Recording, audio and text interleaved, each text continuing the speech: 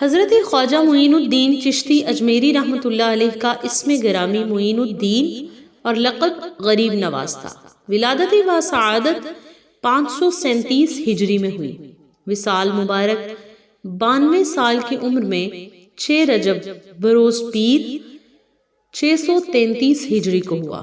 وصال کے وقت لوگوں نے دیکھا کہ پیشانی پر لکھا تھا حبیب اللہ ماتا فی حب اللہ، اللہ کا دوست اللہ کی محبت میں وصال فرما گیا۔ آپ نے سینکڑوں مشائخ کبار سے ملاقات کی۔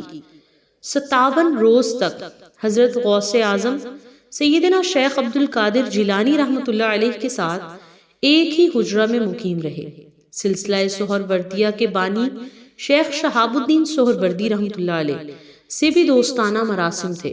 آپ کی نظر کیمیائے اثر سے لاکھوں ہندوؤں کو توحید کی حلاوت اور چاشنی ملی اور حلقہ بگوش اسلام ہوئے۔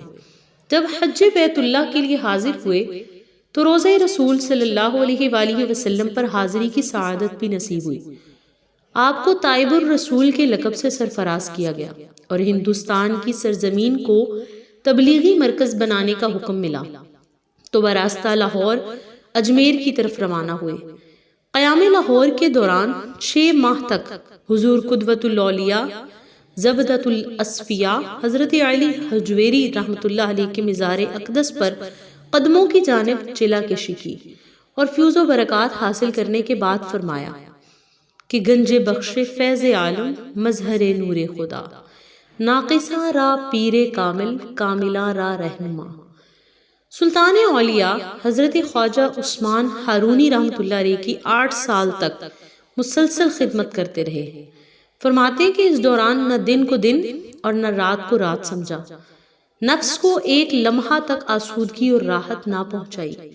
جہاں بھی مرشد کامل تشریف لے جاتے آپ کا جامع خواب اور توشہ سفر سر پر رکھ کر ساتھ ہو جاتا تھا۔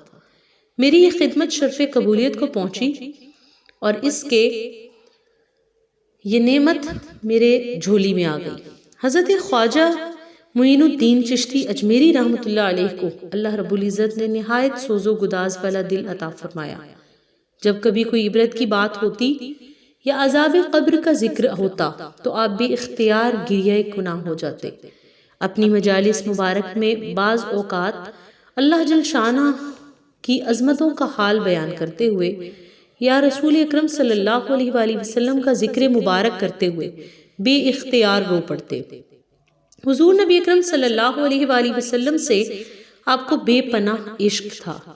جہاں کہیں نبی اکرم صلی اللہ علیہ وآلہ وسلم کا اسم گرامی آتا بے ساختہ آپ کی آنکھیں پرنم ہو جاتی۔ ایک مجلس میں آپ نے فرمایا کہ جو شخص رات کو باوضو سوتا ہے تو فرشتوں کو حکم ہوتا ہے کہ جب تک وہ بیدار نہ ہو اس کے سرہانے کھڑے رہے۔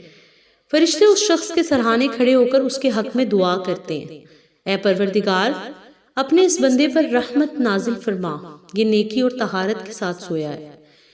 اسی طرح دوستو آپ کی مجلس میں عارفوں کا تذکرہ شروع ہوا تو فرمایا عارف اسے کہتے ہیں جس پر روزانہ انوار الہیہ کا نزول ہوتا ہو اور جو اپنی عقل سے ہزار ہا رموز و اسرار کا انکشاف کرے، ہر وقت عشق الہی میں مست و بے خود اٹھتے بیٹھتے سوتے جاگتے ہر لمحہ یاد الہی میں مصروف رہے، ایک پل بھی اس کی یاد سے غافل نہ ہو۔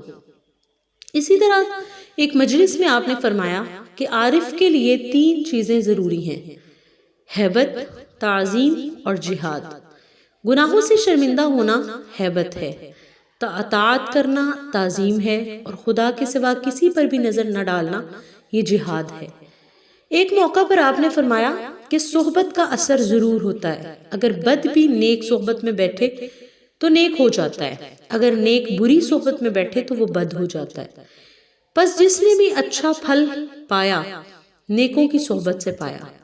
اہل سلوک کے نزدیک نیکیوں کی صحبت نیک کام کرنے سے بھی بہتر ہے، کیونکہ نیک کام کرنے کی ترغیب نیکوں کی صحبت سے ہی میسر آتی ہے اور بروں کی صحبت برے کام کرنے سے بدتر ہے۔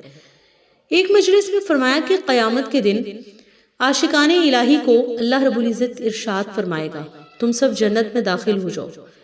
وہ عرض کریں گے الہی ہمارا مطلوب مطلوب حقیقی تو صرف تیری ذات ہی تھی، اور ہم نے تجھے پا لیا تو سب کچھ ہمیں مل گیا۔ بہشت تو انہیں عطا کر جنہوں نے اس کی خاطر تجھے خدا جانا اور تیری عبادت کرتے رہے۔ اسی طرح حضرت خواجہ معین الدین چشتی اجمیری رحمۃ اللہ علیہ نے فرمایا کہ عاشق رسول کا دل محبت کی آگ میں جلتا رہتا ہے، لہٰذا جو کچھ بھی اس دل میں آئے گا جل جائے گا، کیونکہ آتش محبت سے زیادہ تیزی کسی آگ میں نہیں ہے۔ ایک مجلس میں آپ نے فرمایا کہ جس شخص میں 3 باتیں ہوں سمجھ لو وہ اللہ کا دوست ہے۔ اول، سمندر جیسی سخاوت، دوم، آفتاب جیسی شفقت، سوم، زمین جیسی تواضع۔ ایک مرتبہ فرمایا کہ محبت کی علامت یہ ہے کہ فرما بردار بن کر رہو، اس بات سے ڈرتے رہو کہ محبوب تمہیں دوستی سے جدا نہ کر دے، اور فرمایا کہ لوگ اللہ تعالیٰ کا قرب اس وقت حاصل کر سکتے ہیں جب نماز کو اس کے جملہ حقوق و آداب کے ساتھ ادا کرے، کیونکہ مومن کی معراج نماز ہی ہے۔ فرمایا دونوں جہانوں کو خیر بات کہنے سے اگر حق تعالیٰ کی رضا و خوشنودی حاصل ہو جائے تو یہ مہنگا سودا نہیں ہے۔